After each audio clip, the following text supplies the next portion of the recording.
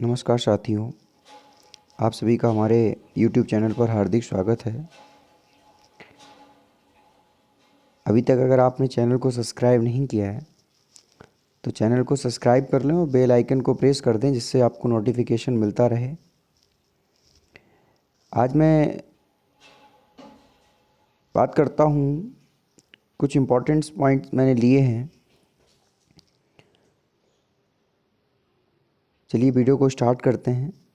जैसे परमाणु क्या है, अणु क्या है, अणु और परमाणु में अंतर, इलेक्ट्रॉनों की संख्या या आवेश, प्रोटॉन क्या होता है, न्यूट्रॉन क्या होता है, नाभिक, कुछ ऐसे ही इम्पॉर्टेंट टॉपिक आज आपको हम पढ़ाएंगे, जिसमें मुख्य होगा द्रव्यमान संख्या पता लगाना, किस तरीके से द्रव्यमान संख्या निकालते हैं, इलेक्ट्रॉनों की संख्या किस तरीके से निकालते हैं और उनके खोजकर्ता कौन है, ये सब मैं विशेषकर रूप से बताता हूँ। चलिए आइए वीडियो को स्टार्ट करते हैं। सबसे पहली चीज़, परमाणु होता क्या है।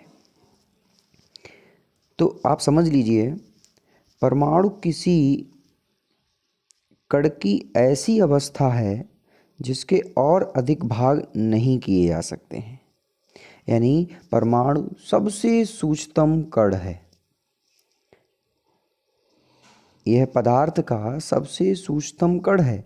चाहे ये भौतिक जो अवस्थाएं हैं द्रव्य की, ठोस, द्रव, गैस, तीनों रूपों में पाया जाता है। ये सूक्ष्मतम कणों से मिलकर, गैस भी सूक्ष्मतम कणों से मिलकर के बनी होती है, द्रव भी, ठोस भी, यानी ये परमाणु है। नीचे दिया भी गया है, परमाणु पदार्थ की मूल संरचना वाले अवयव हैं जो हर रोज वस्तुएं बनाते हैं।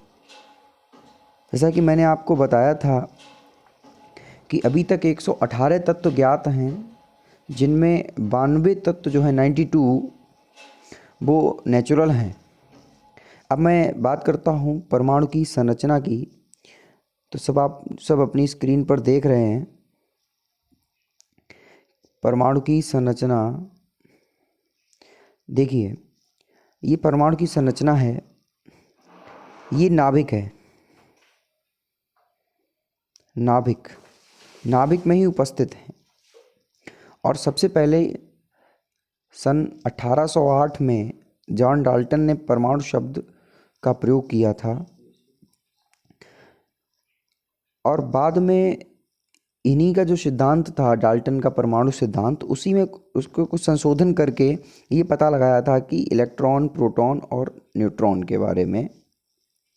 तो आइए समझ लीजिए कि नाभिक के जो बाहरी सिरे पर उपस्थित हैं वो इलेक्ट्रॉन होते हैं। और इस पहचान ऐसे भी कर सकते हैं जहाँ नेगेटिव लगा हो, जो कि इलेक्ट्रॉन ऋणावेश होता है, और प्रोटॉन जो है वो धनावेशित होता है, इस पर पॉजिटिव का सिंबल लगा होता है, और न्यूट्रॉन जो है वो उदासीन होता है, उस पर कोई चार्ज भी नहीं होता। ये इलेक्ट्रॉन, प्रोटॉन, न्यूट्रॉन की बात है। ये परमाणु में ही उपस्थित होते हैं, और भी होते हैं, लेकिन ये तीन मुख्य हैं: इलेक्ट्रॉन, प्रोटॉन, न्यूट्रॉन। आइए आगे की बात करते हैं। ये कुछ फिगर से समझें आप। न्यूक्लियस, प्रोटॉन, इलेक्ट्रॉन, न्यूट्रॉन्स, इस तरीके से ये दिए गए हैं। अब समझते हैं अणु और परमाणु क्या है। पहले आप समझ लीजिए परमाणु के बारे में। जैसे बताया था, परमाणु पदार्थ की सबसे छोटी इकाई होती है, और अणु जो होता है, अणु परमाणुओं से मिलकर के बना होता है। परमाणु स्वतंत्र नहीं होते हैं, परमाणु स्वतंत्र नहीं रह सकते हैं, परंतु अणु स्वतंत्र रह सकते हैं।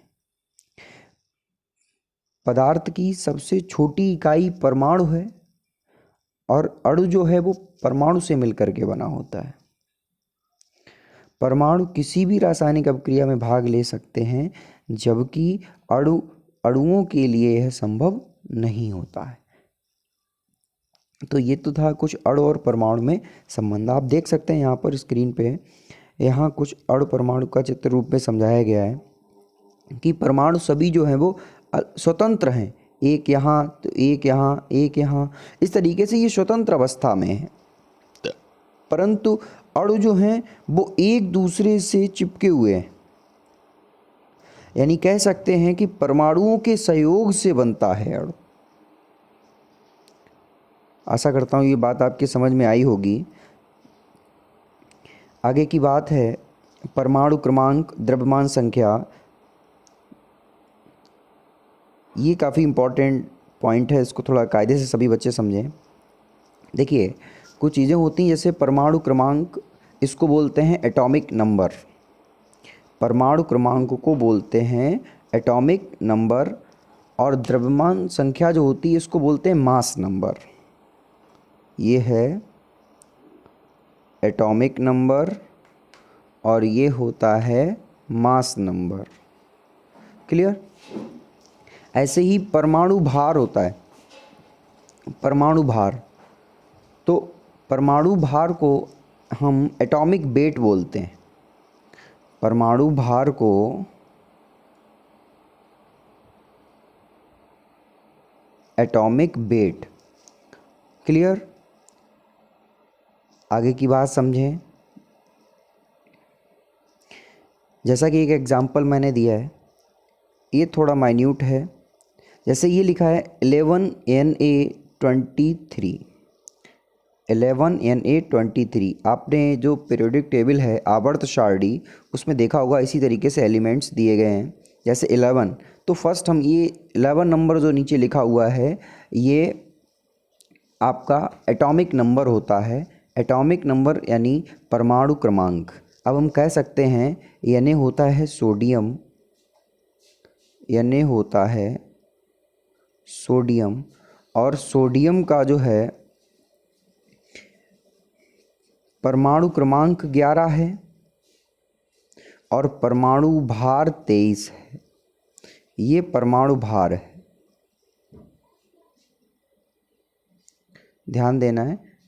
ऊपर जो लिखा है वो परमाणु भार है, इसको परमाणु भार बोलें या द्रव्यमान संख्या बोलें, एक ही बात होती है। ये परमाणु क्रमांक लिखा है। अब आप यहीं पर समझ लें प्रोटॉनों की संख्या क्या होती है, इलेक्ट्रॉनों की संख्या क्या होती है, न्यूट्रॉनों की संख्या क्या होती है।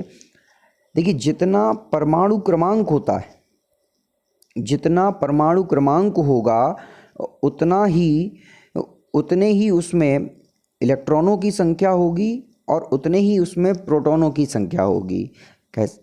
इसको कह सकते हैं जितना एटॉमिक नंबर है उतने ही इलेक्ट्रॉन्स होंगे और उतने ही प्रोटॉन्स होंगे।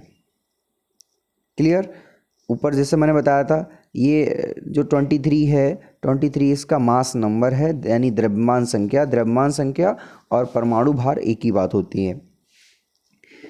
आगे समझ लो न्यूट्रॉन्स किस तरीके से निकालते हैं। न्यूट्रॉन्स का निकालने का तरीका क्या है, एक फार्मूला होता है द्रव्यमान संख्या का।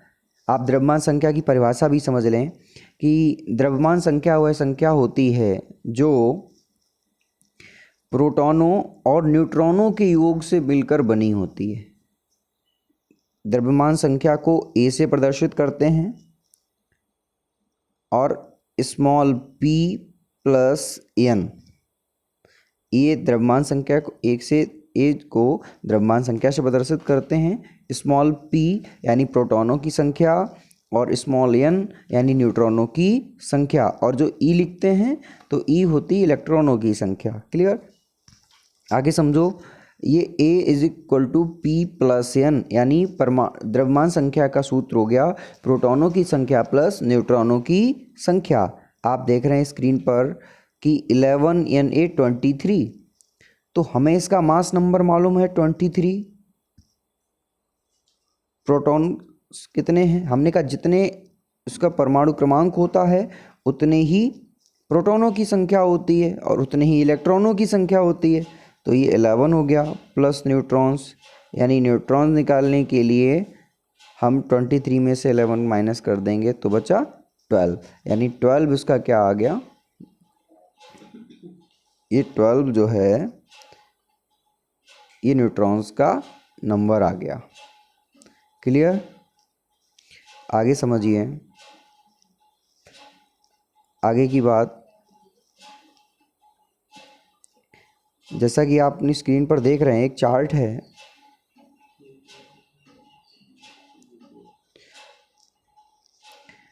इलेक्ट्रॉन को E से प्रदर्शित करते हैं। इलेक्ट्रॉन एक ऋणावेशित कण है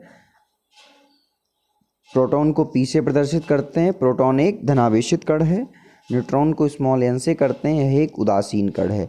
इलेक्ट्रॉन ऋणावेशित कण है, प्रोटॉन धनावेशित कण है और न्यूट्रॉन उदासीन कण है। इलेक्ट्रॉन के खोजकर्ता हैं सर जे थॉमसन। कहीं जगह पर जो है टॉमसन भी लिखा होता है, थॉमसन भी लिखा होता है। सर जे थॉमसन इलेक्ट्रॉन के खोजकर्ता हैं।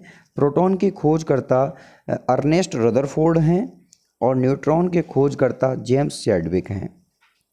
एक शॉर्टकट इसमें ट्रिक ये है, ट्रिक भी समझ लें आप। ट्रिक के माध्यम से हम बता सकते हैं, जैसे लिखा ईंट पर नाच, ईंट पर नाच। ध्यान देना है। अब जैसे फर्स्ट आया ई यानी इलेक्ट्रॉन, टी यानी थॉमसन, तो इलेक्ट्रॉन के खोजकर्ता हो गए थॉमसन। पर, तो पर में आया पहले पा और रा, तो पा से यानी प्रोटॉन। अब प्रोटॉन के कौन है? Rutherford, Ernest Rutherford. और नाच यानी न्यूट्रॉन और चा से चैडविक, न्यूट्रॉन के खोज करता है चैडविक। तो इस ट्रिक्स के माध्यम से आप ज्ञात कर सकते हैं कि किसकी खोज करता कौन है। ईंट पर नाच यानी इलेक्ट्रॉन के खोज करता जे थॉमसन हैं, प्रोटॉन के खोज करता अर्नेस्ट रदरफोर्ड हैं और न्यूट्रॉन के खोज करता जेम्स चैडविक हैं। यही हम आवेश की बात करते हैं। इलेक्ट्रॉन पर कितना आवेश होता है? तो इलेक्ट्रॉन पर माइनस होता है, -1.6 × 10⁻⁻19 कूलाम।